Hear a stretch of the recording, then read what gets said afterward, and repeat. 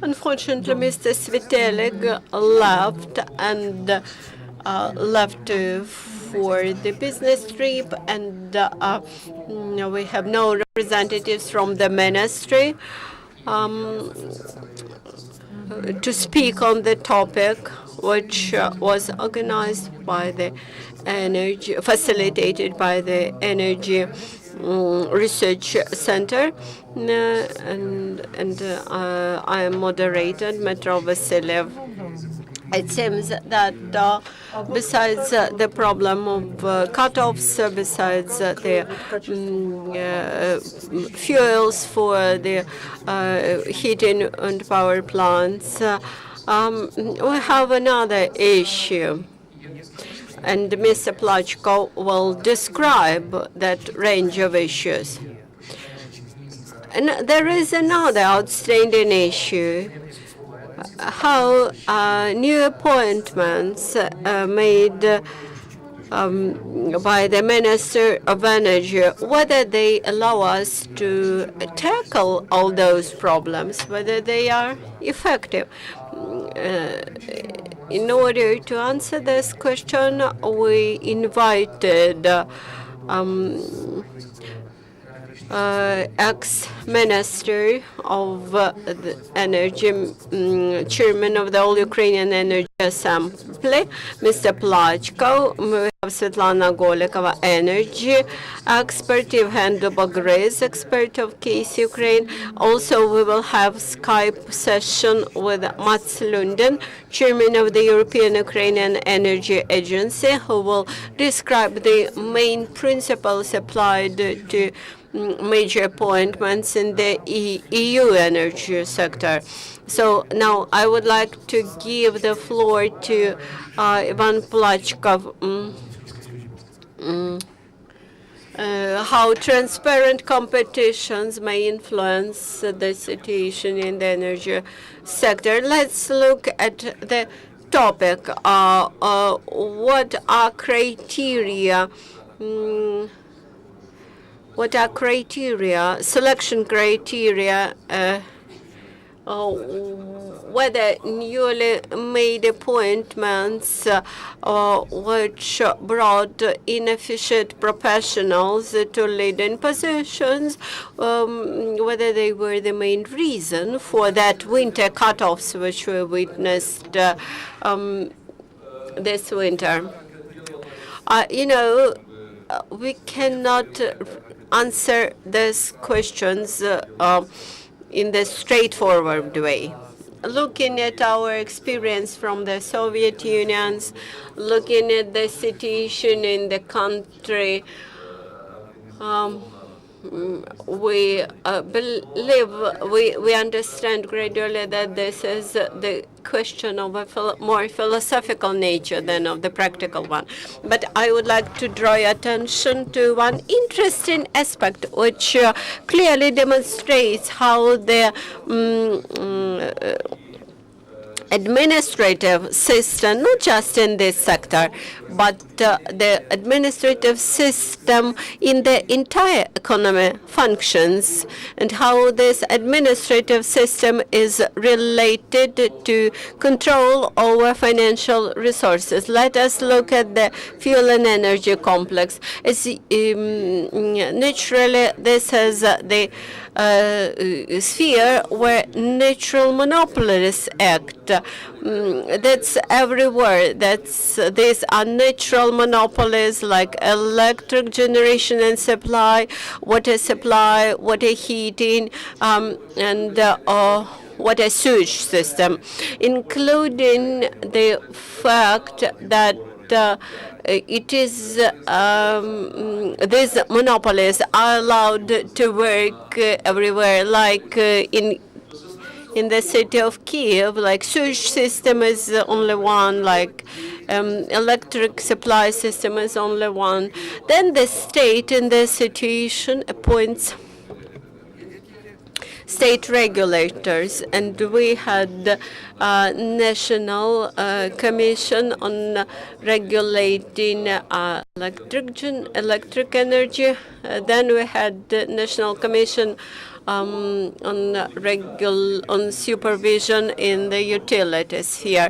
Approximately a month ago, President Petro Poroshenko has merged those two positions and two commissions, which now they are single commission regulating activities of those natural monopolies which influence everyday life, for which citizens in Ukraine and who very much earn from the pockets of regular Ukrainians. Now let us look at the generated energy for the last year. The amount of solar energy amounts to 120 billion hryvnia. The commodities in gas sphere amounts to 70 billion. Together they make 182 millions. And then if we add here heating, hot water, etc., which amounts up to 70 billion. And altogether, in total amount, they make 230 billion hryvnia. This is the amount of money which is regulated by this single commission on regulating natural monopolies. So the committee sets licensing conditions, it sets tender conditions, etc. Let us look what is the revenue part of Ukrainian budget. This is 480 billion hryvnia. How is this budget passed? The Cabinet of Ministers prepares it, then the Verkhovna Rada discusses it, then all the ministries contribute here, then they implement this budget both in terms of revenues and spending. And compare this with those 230 billions which we got when adding all those amount of money. When there are 6 people who have to make decision about that 230 billion, even if the arrow is around 2.3 billion, when those 6 people who are members to this state regulator, they have to develop a policy in terms of those all natural monopolies. This is a huge responsibility. Then, to whom this body is subordinated? When those bodies were established back in 2004, it was deemed that it had to be subordinated to all branches of power, to the President, to Verkhovna Rada, and to the Cabinet of Ministers. And it had to report to all those branches and at the same time remain independent, to stay free from political influence, from economic influence, etc. Then all of us recollect later events and disbalances between the branches. Then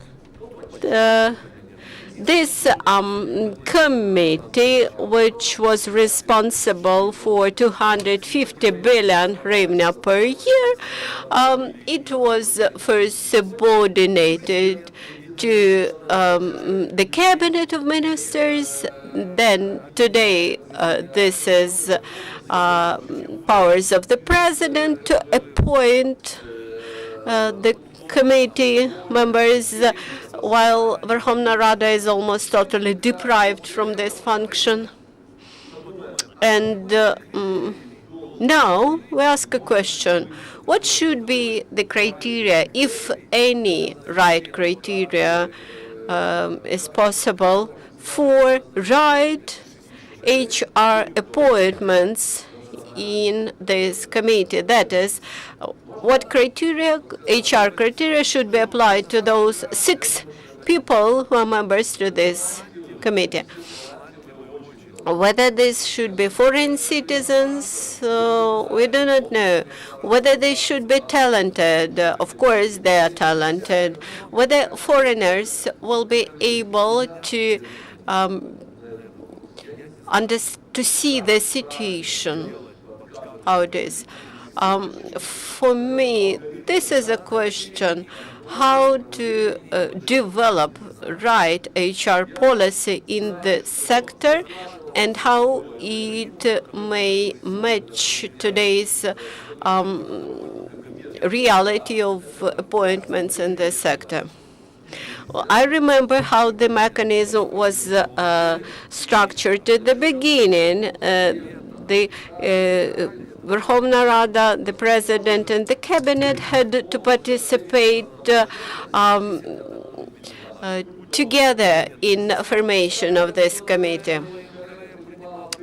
We should not allow a situation when the regulator is subordinated to just one body, when, like it was in times when National Committee on Energy Prices was subordinated to the Cabinet of Ministers, and they made decisions about green tariffs upon their own discretion. And due to that fact, the National Committee on Energy Regulations was subordinated to the President. And now the Ministry of Energy and Ukr Energy Company and Ukr Interenergo are controlled by the President. We have the contract with we have a contract on supplies of electric energy from Russia was signed in late December. On January 10th, the President mentioned he was not aware about that contract. Okay, how it was possible that state company, public company, signed the contract? The minister is a member of the Cabinet of Ministers. This enterprise is subordinated to the ministry, and the Prime Minister says he was not aware. So what should be the algorithm for right appointments? I don't know. Okay, this is a complicated issue. Let's try to discuss it further. And now we have Mats Lundin via Skype. Mr. Lundin will describe European experience in this sector and will describe criteria for appointments. Thank you. I hope you can hear me talking here. Yes, Mats, we hear you. Please continue to talk. Very good. I think I would like to draw my experience from a couple of different countries in the sense of appointment of the top people in government agencies. I think there are in some countries so to say, policy that it is politically appointed people, while in other countries, if I take Sweden as an example, a head of an agency would most likely have to hand in their application and go through a hiring process where quite often there would be external consultants that would be involved. I have experience in Ukraine with external recruitment consultants, and I think they have done an excellent job, and they are, for most of the part, very experienced in how to handle it, and also have some international experience and expertise. When it comes to the other areas of appointments within agencies, state companies, as well as within the government itself, I think it's important that one is trying to apply the most open and transparent process where, again, if needed, external consultants are used. But prior to entering into a employment decision on a person, I think that it is very important to work out, in fact, what is the organization supposed to do? What is the task of the organization? And based on the task, one is selecting the employees of the agency or the state or the company. And we have, obviously, we have all seen a very unfortunate experience of that the right type of coal has not been made available at the right time. And I think that, of course, it's very specific, very unusual times right now in Ukraine, but it unfortunately is not the first time that we have had similar experiences within the energy sector. And the energy sector is a sector where you're building facilities that may operate between 20 to 50 years, and you need to plan ahead and be prepared for the times when fuel is needed or investments are needed, as well as when people are needed. And very important, again, I think, is to work out what the organization is supposed to do, determine the right people, set up a job description, and run an open and transparent process of hiring the people. I think those are the advice I can give from my own experience in hiring people, as well as working with governments in other countries. Thank you. Thank you very much, Mats. So I know that you have to go, and thank you for taking your time out from the mountains in Switzerland. Thank you, and I think we had a good translation, so everybody understood what you've been telling us. Thank you, Mats. Thank you very much. I appreciate the opportunity of talking here, and if there are some other further questions, I would be available over email to answer them also. So I wish you good luck, and I think it's a very important task that you're working on for Ukraine at the moment. Thank you. Thank you very much, Mats. Thanks. Ми маємо відпускати Матса, на жаль, немає часу достатньо, щоб йому... Unfortunately, we do not have enough time to ask questions to Mats, and we will allow Mats to go. But summing up what Mats has said, we had translation, and I think that you had an opportunity to hear what Mats mentioned. He spoke about open competitions. He mentioned that description of responsibilities should be drawn up first, and he mentioned that the person should have strategic vision for 20-25 years. And at this point, I would like to give the floor to Ms. Svitlana Holykova as an energy expert. Good afternoon. First of all, I would like to thank you to Yevhen Vasilyevich for a bit emotional but very right statement. He was the first who was my tutor in energy sector. This was some 20-30 years ago. And at that time, in mid-1990s, the energy sector was shaped by those experts who came from the energy enterprises. They were very much familiar with the technical aspect of this sector. And later, a new generation of managers came, including me, who wanted to make this sector more commercial-like. And today we are going in back direction when the sector is administered mainly by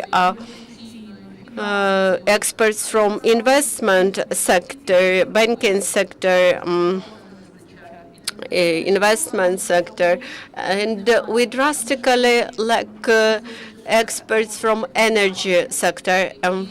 This happened because energy experts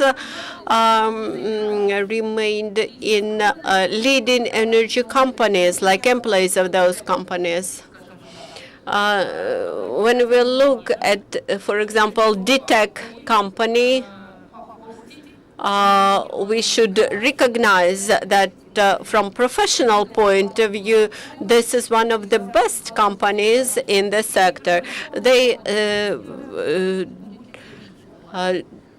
drained all better experts from the sector and deployed them in the company. If you look at the policy implemented by the Energy Ministry, who was left by many professionals during that 20 years, and we look at today's membership of the ministry and to the background of those people, we understand why neither Energy Ministry nor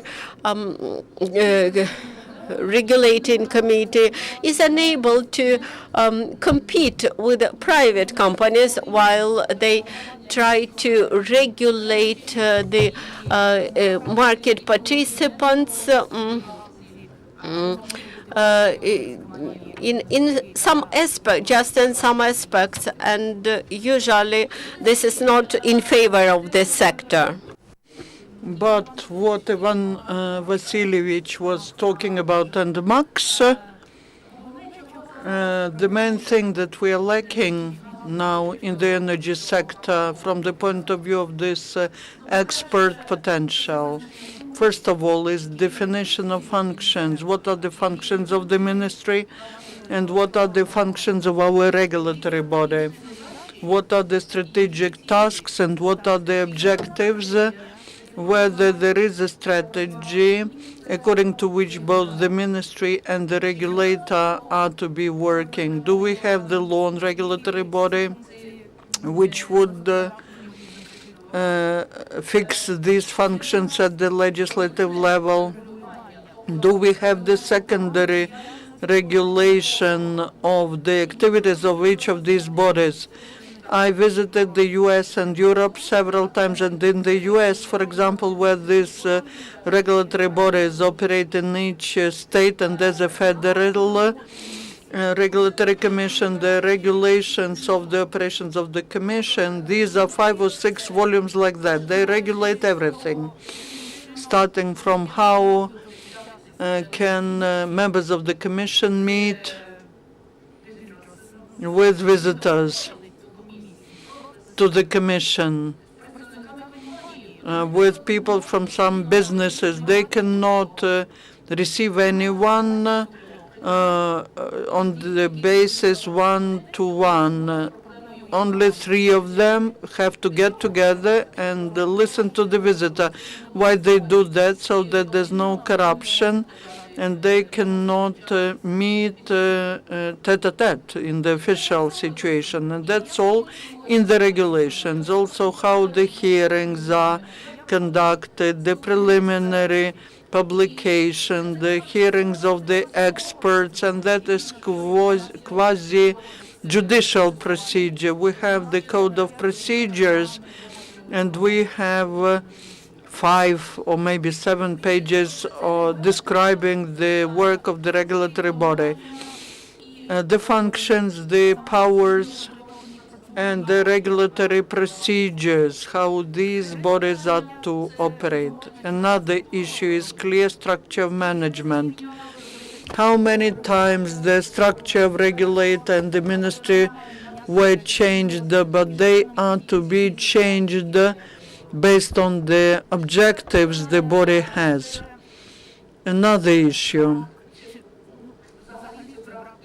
lack of expert community or expert community which would be working with these bodies on a permanent basis. We have round tables, we get together from time to time, we talk to the press, to mass media, we talk to each other. But does the ministry need our opinion? Does the regulator need our expert discussion? Neither the regulator nor the ministry have the institutions of experts or research institutes which would be drafting the regulations, which would be conducting expert analysis. Unfortunately, we don't have that. And finally, I believe and that there should be also the control from the public. In the ministry, there is a public council, 17 or 20 people there. These are highly respected people. They all came from the sector, but I would say these are people who are of old formation, and it's not that they are old in age, but they see the energy sector from the point of view what it should be like in 15, 20 years. Most of them do not accept reforms.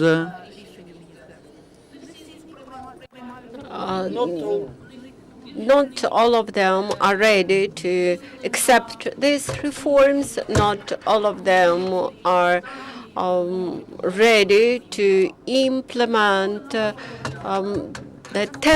new technical decisions. And I participated in the Civil Society Council under the previous regulator, and when we approached to the new regulator, they answered that they do not need new civil society council. They need new advisory council, but the regulations about this new advisory council are not drawn yet. Under these conditions, we understand that irrespectively who is the minister, the system won't function. We have talented individuals at leadership positions, but we do not have any system, comprehensive system. And we should tackle this problem immediately, because the system won't be able to function for the future. Thank you, Svitlana. And currently we see that it is so easy to destroy the existing system, and it is not so easy to build it up again, to rebuild it. And especially in this energy security aspect, this have become very important. Looking at the situation, we realize that deputy ministers are professional. Mr. Zhukov is professional, and that we have some good institutional, good people who are bearers of corporate memory. And now I would like to give the floor to Mr. Dubogryz from Case Ukraine. I would like to thank you to my more experienced expert colleagues, and I prepared a statement, and now I found out that 95% out of that statement was already presented by my colleagues. Having a broad experience in the banking and investment sphere, whose representatives have now ruling positions in the energy sector.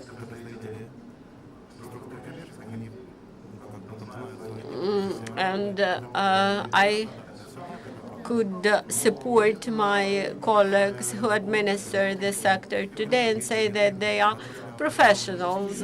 But in energy sector, like in others heavy industry sectors, there is specificity which is obvious in the Western countries too. Top managers in such sectors, they're usually people from the sector. They are experts from the companies working in the sector. They have a professional background, and when there is a professional manager in the company coming from the sector, this means minus 5% in EBITDA rate of the company. Thus, we witnessed strange things last year when we had huge problems in energy sector,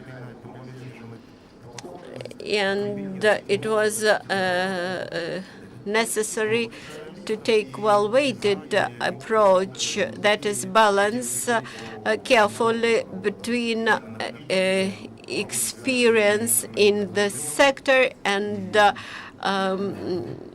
good background in neighboring sectors like banking and investments. And when we try to change everybody,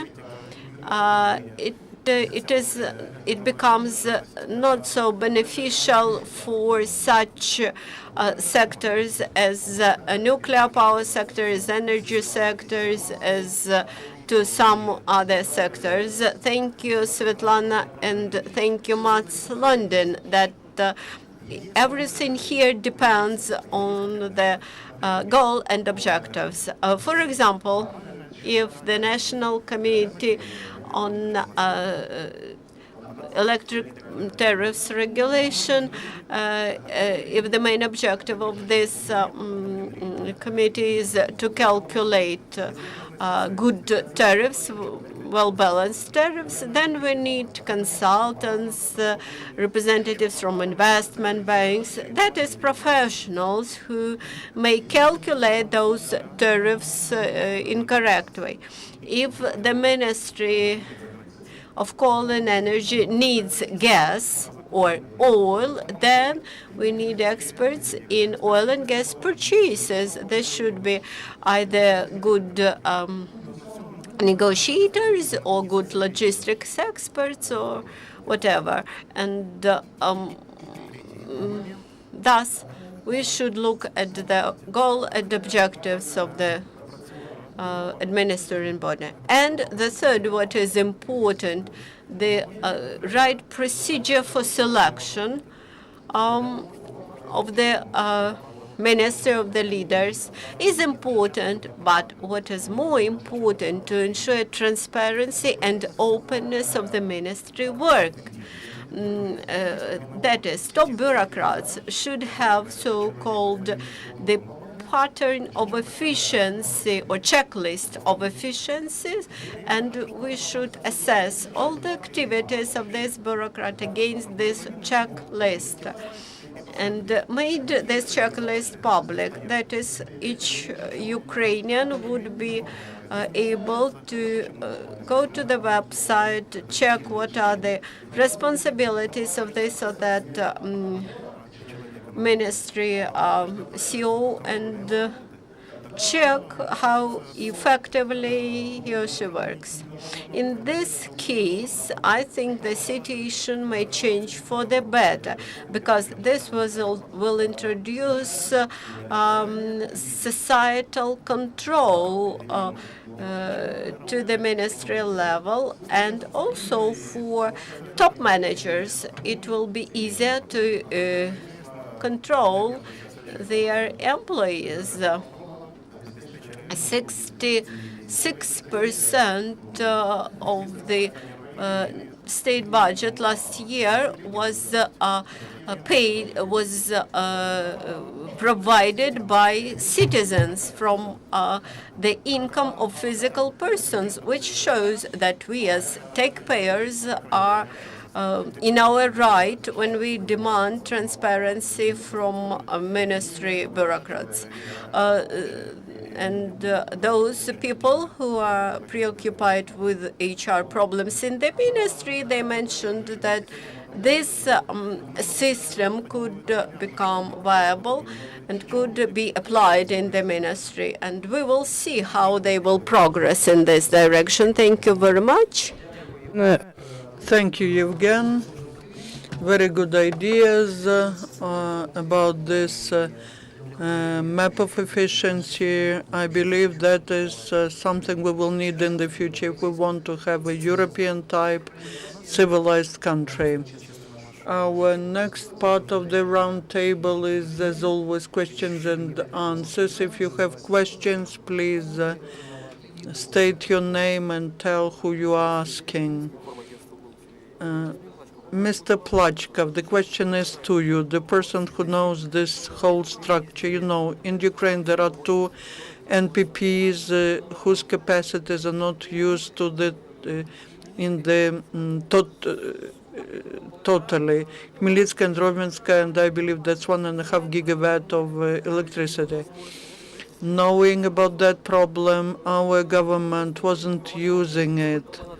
How much money is needed to supply additional electricity, and what will Ukrainians face in the electricity sector this year? As to these capacities, this problem started from the Unit 6 of Zaporozhye NPP, when Unit 6 was constructed and there were not enough main networks to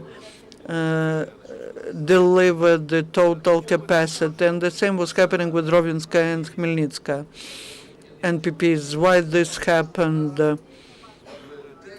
Because our fuel and energy complex is too politicized. The biggest problem of it is that it's over-politicized. And because these 200 or today 50 billion, they are in the fuel and energy complex. Whenever the new political force comes, before they come to power, they say we will reform Naftogaz. Just you know how many attempts there were to reform it, and then they put their own head to Naftogaz and they forget about the reforms of Naftogaz. And that is the problem which is well known. It was included into the strategy of development of energy sector till 2030. In 2005 and 6, we made the decision on constructing the lines with the sub-plant 750. And also we attracted the loan from European financial institutions for construction.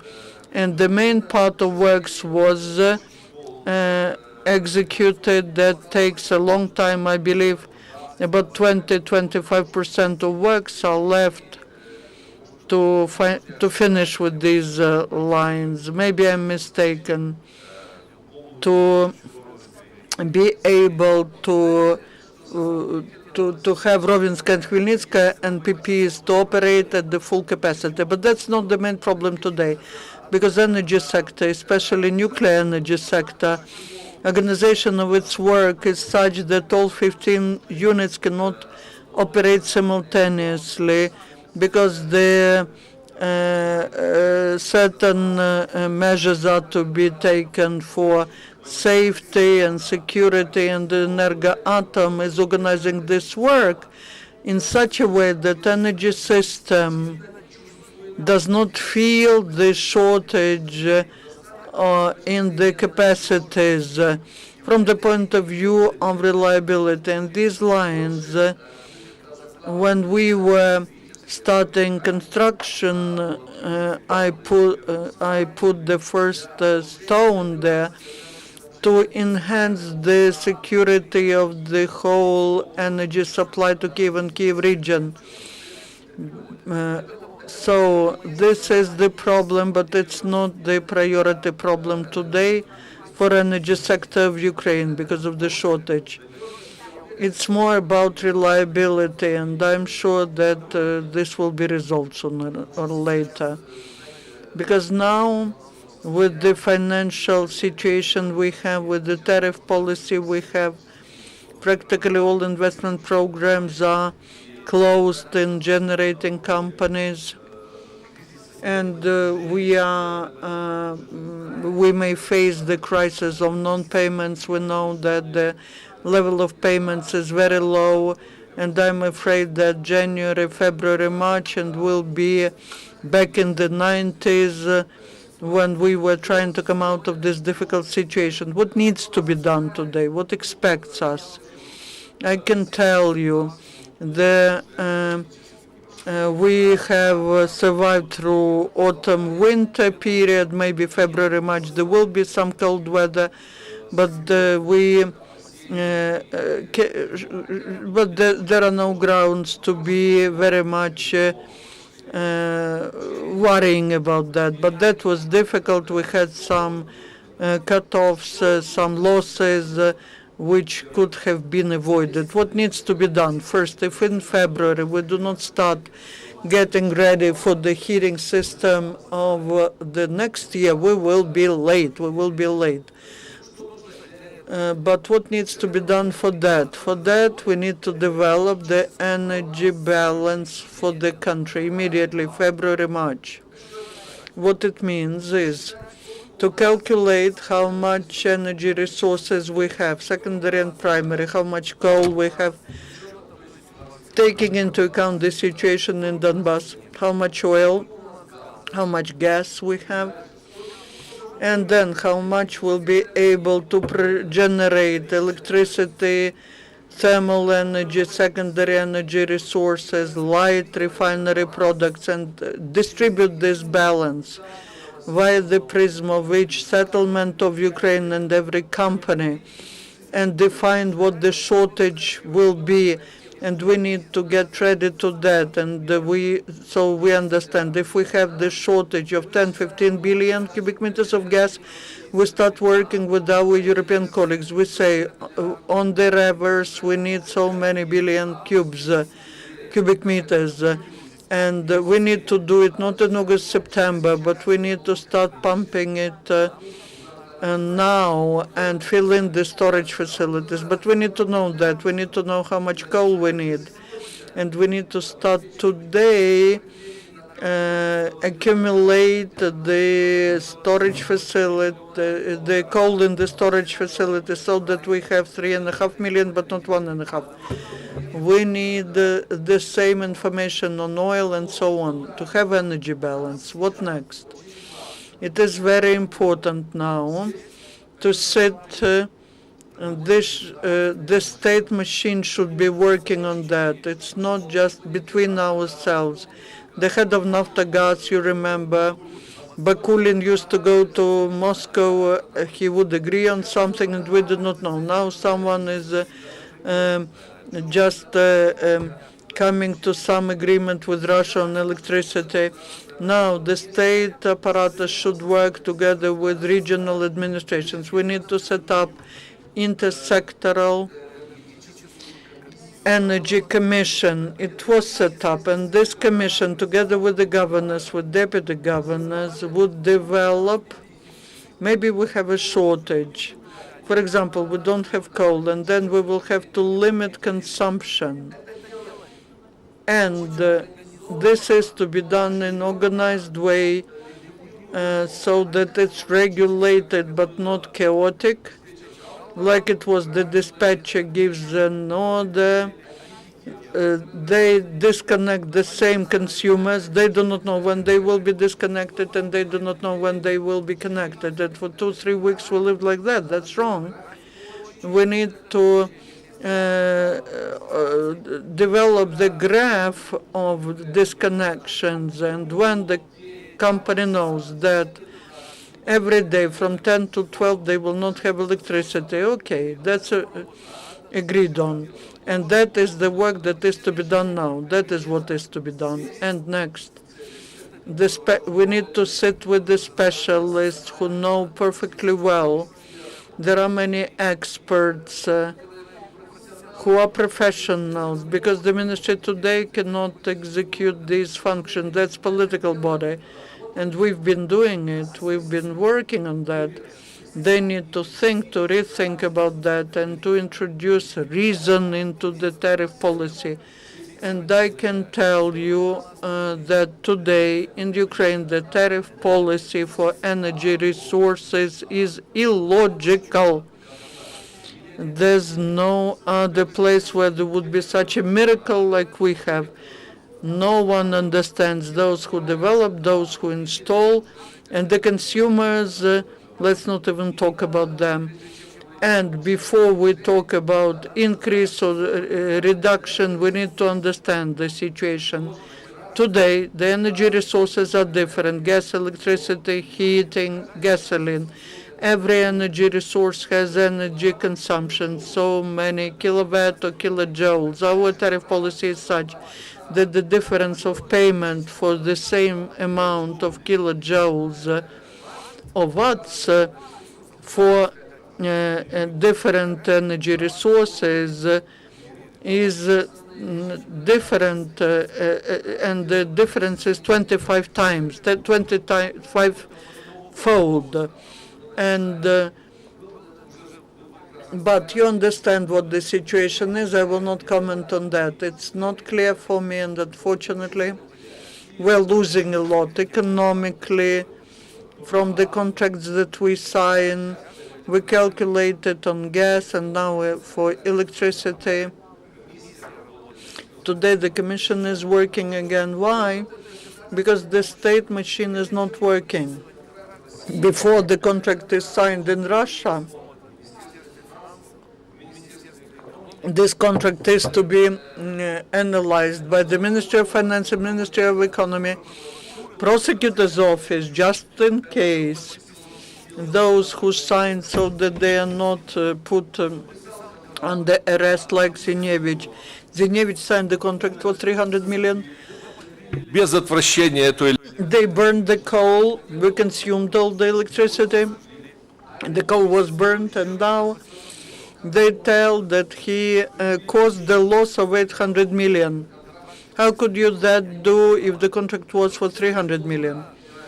The General Prosecutor's Office should approve it with the leading financial institutions, the Prime Minister, and the contract is to be signed for billions. Then, but not like someone goes there, some fireman, maybe he's a great and wise man, the general of fire troops, but he took the responsibility to sign the contract. This shouldn't be done this way. That means that the state does not execute the functions of the state.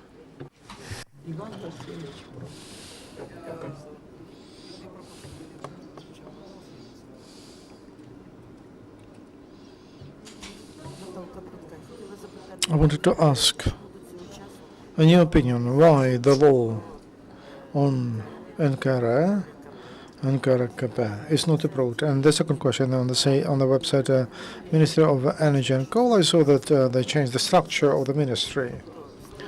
So they set up like 12 or 13 departments, and nuclear energy is not a department. Is it what is the change in the status? Do you think there should be a deputy minister on nuclear energy, which gives more than 50% of electricity in Ukraine, and also for the position of the leader? They prepare, or in fact, he's working already there. Yermak Serhiy Volodymyrovich, who once was running Bila chain, and you remember that there is a crisis of non-payment. I know that's in the households. Half of the households are not paying. There are no subsidies, and there are some limitations, and all people have land, and the crisis of non-payment has started, and there is a debt of 18 billion hryvnia, and mostly from the households. What about the energy sector? What about non-payment? Half of the population is not paying, or a quarter? Give us some statistics. Natalia, You ask so many questions, professional questions, big questions. I'm not able to give short answers.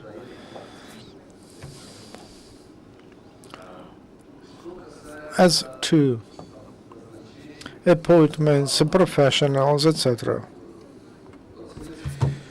Soviet times, remember, Soviet times there was a political component, very big. But the minister, Zaporozhny, was a minister for 23 years. So, general secretaries were changed, members of the political bureau, and Minister Zaporozhny for 23 years was working there. Why? Because in any country, everybody understands that energy is a backbone industry. And even in the most politically engaged country, so an energy sector was depoliticized.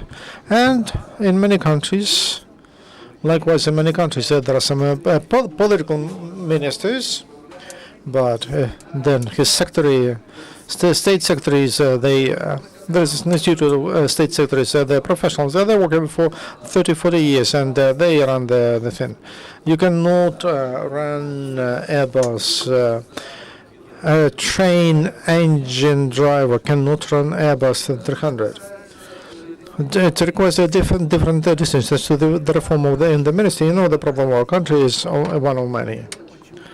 And somehow a public servant is a scapegoat and the damager. When we have a new political party, they come to power, new president, they say public servants, and they take bribes, will cut their salary, will dismiss them. And they don't understand that public servants are professional. That is the base of state life, and state without qualified professional public servants, you cannot live. So they cut their salaries, and everybody leaves to private companies, to business, and then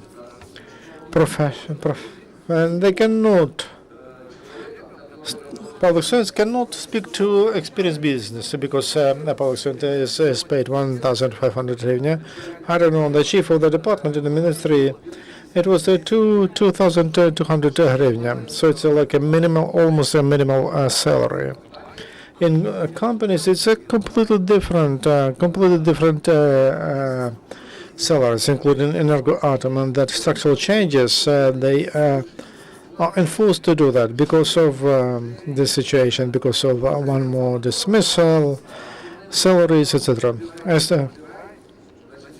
to finding people for that position, it's rather people who are rich and they would like to get some skills and knowledge, and all those who have enough money and through influence they would like to solve the problems and problems of his business structure, because a role of a state public servant is, and its status is on a very it has a certain very poor attitude. As to the crisis on payment, that's for energy is growing, that's for gas are growing. And because it is related to the financial system with the dollar rate and with the conditioning of the economy, with the level of life of people that is related. All those things are interrelated, but we aggravate the situation with organizing that uncertainty in energy, and also the regulator doesn't understand its role. From the last meeting of the Council of Market, I didn't visit the meetings for many years. I was the first chairman of that Market Council. I saw a strange picture, phantasmagoria, when three regional energy and distributors, electricity distributors and owners are different, and they are conflicting because half of management from one financial group and top management, like board director, he belongs to one group, and financial belong to a different group. They have a conflict, and these guys don't sign those documents, these guys don't sign those documents, and no payments on the market. And when the market says, why are you not paying for electricity, they say, I don't pay, I will not pay. I said that consumers, you have factories. He says, I cannot switch them off. You want them to, and all of them. What surprised me more than anything else, they say, not we, not a company, but I will not pay. Why? What have you to do here? So the regulator must work here. They should suggest an algorithm like a zero tariff of payback, but it is not done. Why? Because in one financial group that owns has some politically interested people and some influence a bit, and they have some plots, and this group and that group, and those are three regional electricity distributors, and that it comes at our level. That's why I say depoliticize. It's about the regulator, National Commission. They should be apolitical. When somebody says that we don't have people who are not related to a financial group, especially professionals. Yes, all went to work. Some people work in the tech, somebody works in the Basana because we don't have any other place to work. So we are trying to find the saints. There was one saint, and they crucified him, and no others. We are all sinful. Yeah, and even those who look for saints. And so let's not look who, from where, and how. Let's appoint the professionals. Let's illustrate them. We cannot blame them that they took bribes, etc. And everything should be done for them to work. And now we have saints. Instead, they are represented one group. How? Vinica Roshan. So they are saints. All the rest are bad. No, this is incorrect. And there is a principle here for many years. All mediators are bad, except my mediator. My mediator is bad. My mediator is good. It's wrong. This is why we have these problems, and they are obvious. So there was a hope that finally now we wouldn't have it, but unfortunately we have it, and it seems to me that it becomes even stronger. It has some tonality which we didn't have before. We had such a thing before, but it was somehow different. Thank you. As to the law, yes. The law, the draft law is there. They don't pass it. That situation satisfied. The situation is fine. If you pass the draft on the regulator, there are several of them. They need to report to the parliament, and the college is taking decisions, and that makes the regulator more transparent and independent and more objective. Tell me who needs this with the regulator, which is manageable and which manages 250 billion. As anybody needs that problem? No. I don't know. In the coalition agreement, I don't know whether they included that issue, but it's a key issue for the economy of the country, for the integrity of the country, because energy sector, that's a backbone of our economy. It will pull everything, life and economy, households, because otherwise this is destroying our country and our economy. Елена.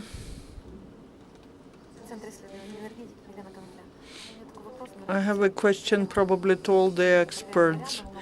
In December, January, we were reading the opinions of the experts and journalists who were criticizing the personnel policy in energy sector. The best examples are 3 or 4 changes of the director of Ukrenergo during December, and when the person who was appointed to the position of the head of the national regulator is a person who's very young, has no experience.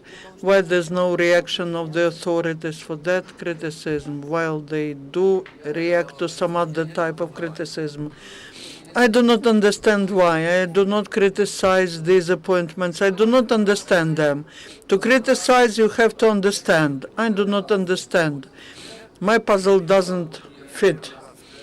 But I believe everyone was surprised, and I was surprised, but there's no reaction. Or is it my experience of work in the government when I was the head of the administration, when I worked in the presidential administration as advisor to the president, understanding of how the presidential decrees are prepared and how people are appointed? My knowledge tells me that the decree of Poroshenko that he signed on appointing the head of the regulator, I said I do not believe that he saw it, because such an experienced person as Mr. Poroshenko, who knows all the mechanisms of authorities, if he would look at that, he would see when you appoint a civil servant of the first rank in the decree and to write according to the agreement. What does it mean according to the agreement? The decrees are signed at the agreement when the president invites some working group, sets up some council, invites the citizen of another state who has to give agreement to agree, or the MP. And that is why I assume that that decree, that Mr. Poroshenko did not see this decree. Someone put the facsimile, some of those people who he trusts in personnel policy, maybe because of some objective circumstances, because we know that the main task for the president, the most difficult one, is integrity of the country, and these things are of secondary importance. There are presidential administration, the deputies, and he says make appointments in this sector. But this is not professionalism, even of those who prepared these decrees. They prepared the decree, they put facsimile, and after that, why there's no reaction, I do not understand. Why does not the Cabinet of Ministers react? It's clear, because there's a light opposing going on. We see that, and we forecast that it's not very light, unfortunately.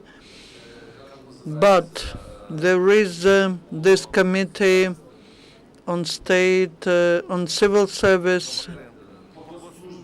On civil service, these are elementary things. There's a special unit which has to see how people are appointed.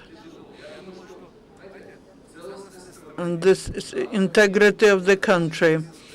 Then the economic situation, the exchange rate, macro strategic issues, but energy sector is like a secondary, and people who are working on that are people who do not understand this whole situation. They do not think about cause and effect.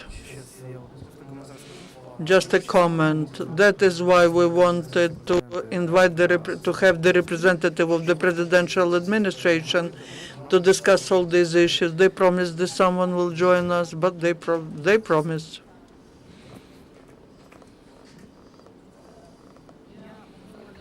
I will add that I believe, as an expert, that the significance of the Ministry of Energy could be compared to the significance of the Ministry of Defense, because we do have energy wars, and this energy resource is used by the country aggressor by 150%.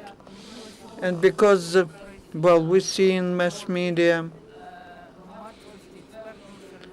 we see in all the discussions what processes are going on. probably the leadership of the Ministry of Defense and General Staff is changed because of the pressure of the public, and it is also important to understand maybe the influence of mass media will change the situation in the Ministry of Energy, because there are some very good experts working there, very professional, but there are even young who want to work, who can work, and this change should take place.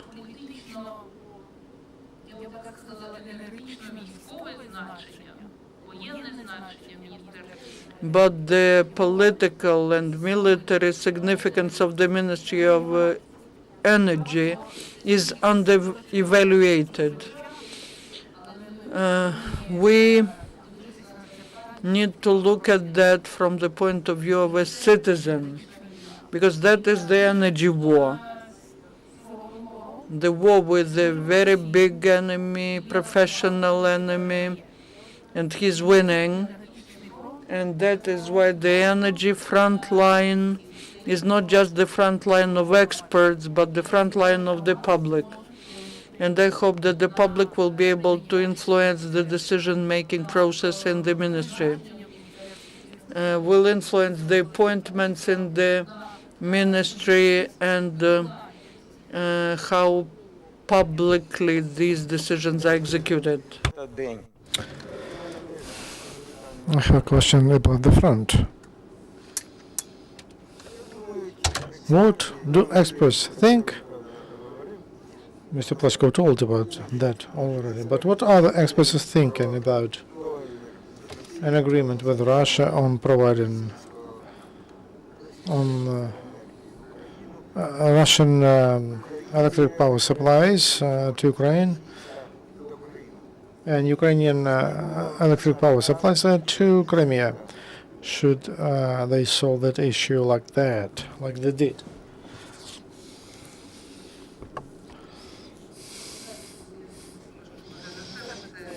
Let me take this question.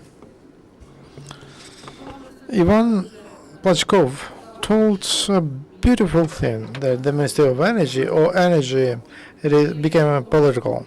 And it's a part of political agreements, not only inside of the country, between groups of influence, between political parties, but also it's political agreements between leaders of countries, not only Ukraine and Russia, but all Ukraine and Russia, EU, the US, and others. The question of this contract, in my opinion, that's where we should consider it. It's more than a contractor to supply electric power from Russia or import of electric power from Russian Federation and supplying power to Crimea. It's more than just a road. It's not just a trade agreement. Behind that, there is a political agreement. And to be brief, they played better than us.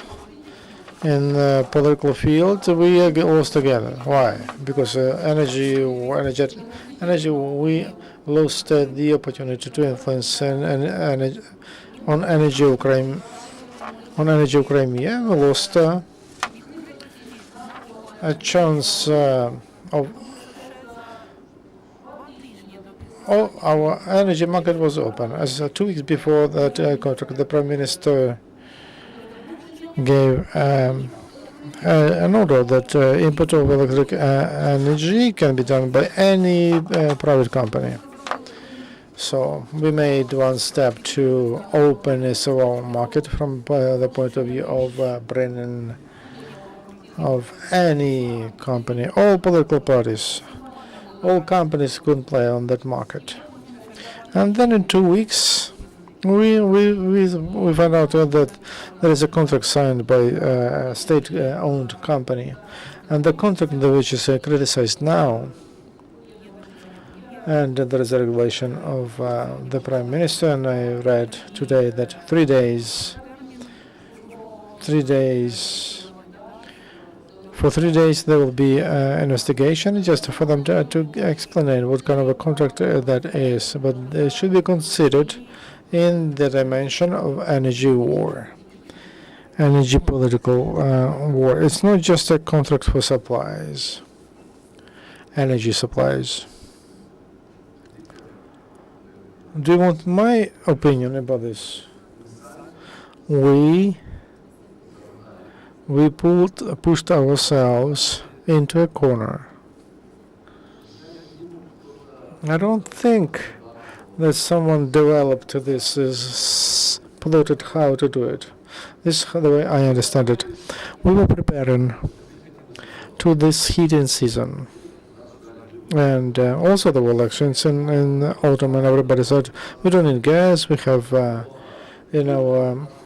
storage facilities, we have enough of gas, we have enough of coal. We reverse the Prime Minister, President, Ministers, everything is beautiful, and we started the heating season. You remember here, I told, we are too confident, but it will be difficult. Now the heated season began.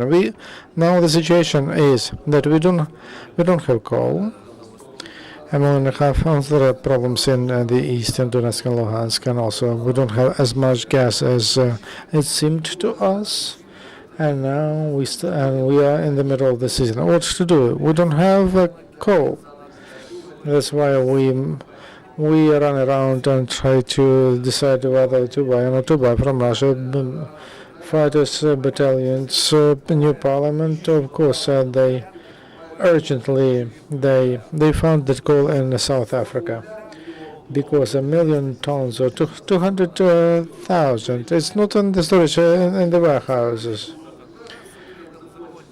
And don't think that they will sit in Africa and wait until we need coal. So they found. The president told, we need to buy coal. The prime minister said, no, we don't. President said, we will buy electric power from Russia. The prime minister said, no. And someone was dismissed, and then they started to buy. They signed. The coal is bad. We should put that in those guys into the prison. But it said, no, a mediator who bought that. He told that was a bad mediator. We need to put our own.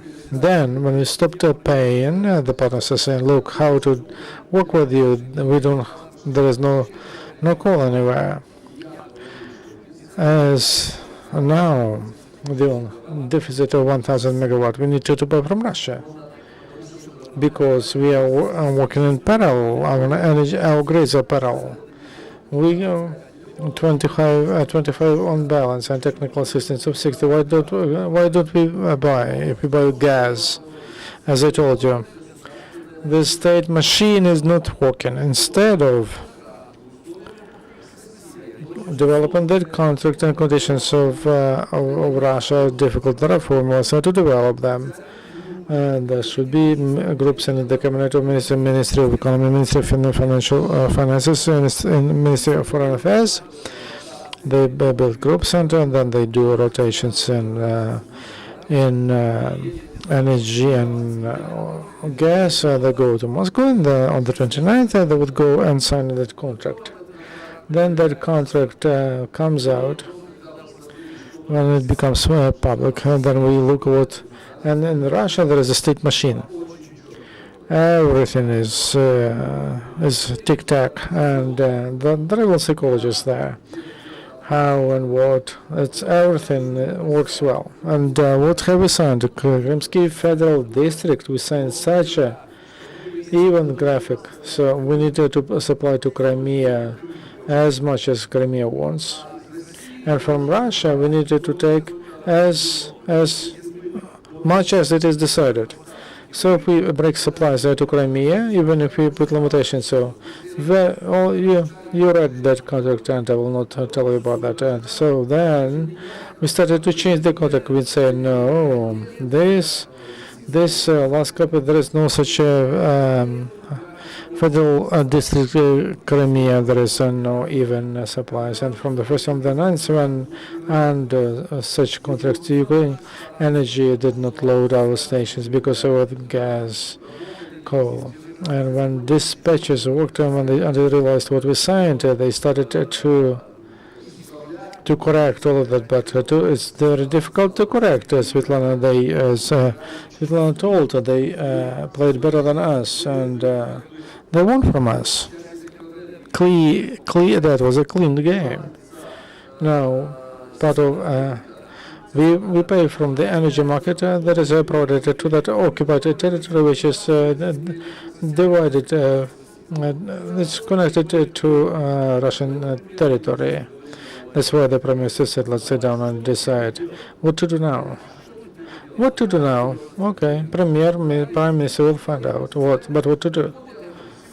So today, a week ago, I told you, I see the only correct step from Ukraine, which should be done by the government, administration of the president, and with all, and to break the peril with between Ukraine and Russia. Not to. There will be then automatically the contract because of that. But that we should like we did in 1999. There was a difficult situation, and Mr. Chubai's row as he started to demand switch off, etc., etc. There were elections of President Kuchma, and there was a decision made not to be dependent, to be dominant. We broke the peril. And then Ukraine that's difficult. That's the energy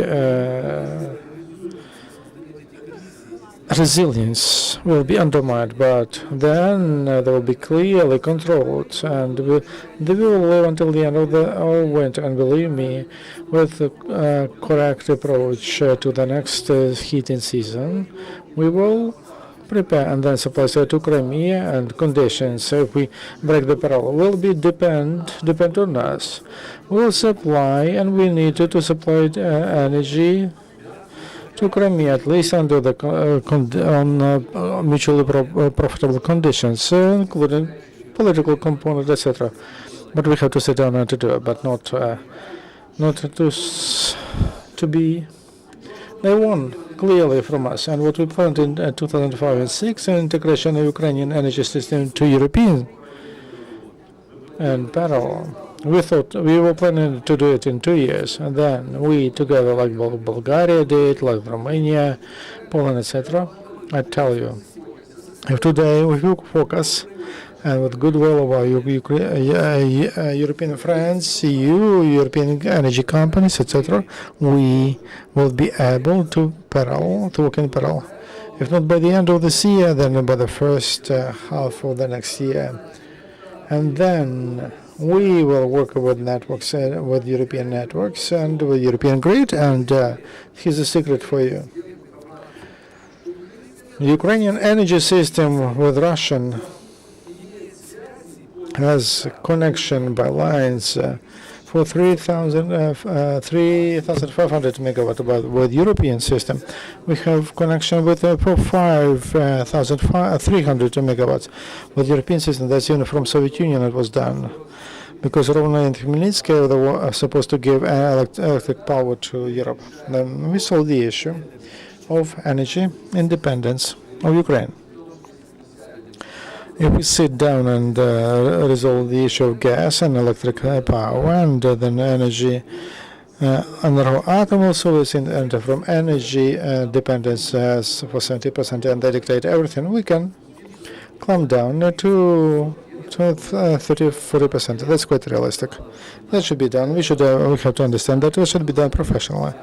That should be by state machine. We have it. It's working. We need to organize it and depoliticize. Which faction, who comes, we will have elections or not elections. Any energy should be outside of those political interests, because energy supplies, water supplies, gas supplies. That's important for every citizen, because when you don't have when your toilet doesn't work in your apartment, all advanced achievements mean nothing, because people start thinking about when there is no electric power or no water. That's not a sufficient but necessary condition for civilized life in this world. Without electric power, all the rest has no meaning. Thank you. Thank you, Mr. Plachkov. I believe that we don't have any more questions and the time is over. We understand that we were discussing the topic which is so important today. The energy security, independence of the country depends on that. We do hope that those questions that we ask, they have answers, and we'll hear them, not just as an opinion of the experts or some assumption, but as official position. By the way, if you have any questions to the Ministry of Energy, we have contacts, and we have people who will give these questions to them, and we hope that we'll get someone from the presidential administration. I would like to thank everyone, all participants of our round table. You